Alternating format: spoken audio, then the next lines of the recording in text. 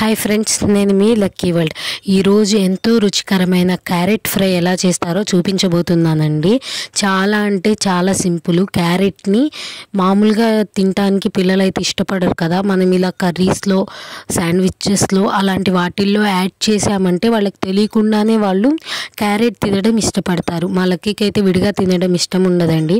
అందుకని నేను ఇలా కర్రీ చేయడం అయితే స్టార్ట్ చేశాను అనమాట. కర్రీలు, ఫ్రైలు. ఇప్పుడైతే మీకు క్యారెట్ ఫ్రై ఎలా చేస్తారో చూపించబోతున్నాను. ముందుగా పొయ్యి వెలిగించి బాండీ పెట్టుకొని బాండీలో కొన్ని తిరగమాత గింజలు అయితే వేసుకోవాలి. తిరగమాత గింజలు బాగా వేగిన తర్వాత కొంచెం కరివేపాకు, సన్నగా కోసిన పచ్చిమిరపకాయలు అయితే వేసుకోవాలి. అవి కూడా బాగా వేగిన తర్వాత సన్నగా కోసిన ఉల్లిపాయలు అయితే వేసుకోవాలన్నమాట. ఉల్లిపాయలు కొంచెం వేగిన తర్వాత మనం ముందుగా కోసి పెట్టుకున్న క్యారెట్ అయితే వేసుకోవాలి. క్యారెట్ కోయడం కూడా చాలా టైం టేకింగ్ ప్రాసెస్ అండి. అది ఉడకడానికి, వేగడానికి కూడా చాలా టైం అంటే పడుతుంది. మనకి వీడియోలో చూపించినంత త్వరగా అయితే ఏ కర్రీ అయిపోదు కదా.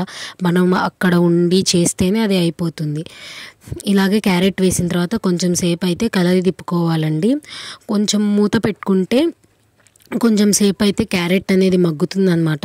మగ్గడం ద్వారా తొందరగా అయితే క్యారెట్ బాగా వేగుతుందనమాట. ఇప్పుడు మూత తీసేసి కొంచెం పసుపు అయితే యాడ్ చేసుకుందాము.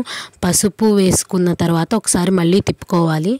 తిప్పుకున్న తర్వాత మళ్ళీ ఒక 5 minutes పాటు ఒక మీడియం ఫ్లేమ్లో పెట్టి వేపుకోవాలండి క్యారెట్ని.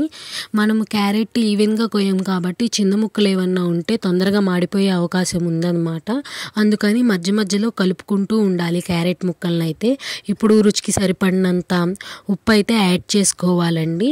మనం కర్రీస్లో ఉప్పు ఎప్పుడైనా మీడియంగా చూసుకొని వేసుకుంటే సరిపోతుందన్నమాట. ఎక్కువ కాకుండా తక్కువ కాకుండా చూసుకుంటే సరిపోతుంది. ఇప్పుడు ఉప్పు వేసుకొని బాగా కలయి తిప్పుకున్న తర్వాత ఒక 10 minutes పాటు మీడియం ఫ్లేమ్లో పెట్టుకొని వేపుకుంటూ ఉండాలండి. చూసుకుంటూ ఉండాలి మనం మధ్య మధ్యలో క్యారెట్ అనేది బాగా వేగుతుందా లేదా, మాడిపోతుందా అని చూసుకుంటూ ఉండాలి. ఇప్పుడు మన క్యారెట్ అయితే బాగా ఉడికిపోయింది.